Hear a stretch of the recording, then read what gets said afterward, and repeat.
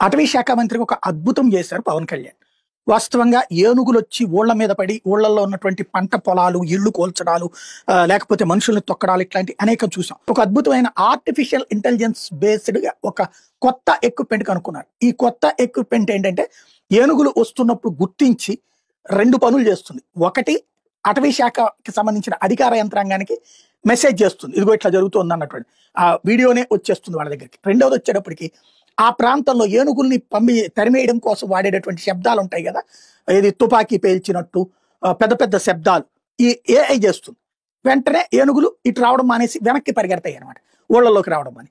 ఇట్లాంటి artificial intelligence based equipment కనుక్కున్నారు. వాటికి ప్రాక్టికల్‌గా సక్సెస్ అవుతున్నదని గుర్తించారు. ఆ విషయం అంతా సక్సెస్ అయ్యాక పవన్ కళ్యాణ్ గారు ప్రకటించారు. ఇది మరికొన్ని రోజులు చూస్తారు. ఇది ఇప్పుడు ఈ శీతాకాలం అప్పుడు కొంత తక్కువ ఉండదు. ఎండాకాలం అప్పుడు వస్తుంటాయి. ఇవి గనక సక్సెస్ అయితే దేశం మొత్తానికి, ఓ మాట చెప్పాలంటే ఇతర దేశాల్లో కూడా ఇవి వినియోగించదగ్గవి అయితాయి. పవన్ కళ్యాణ్ ఒక జాతీయ, అంతర్జాతీయ స్థాయి పరిష్కారం చూపిన వాళ్ళు అవుతారు.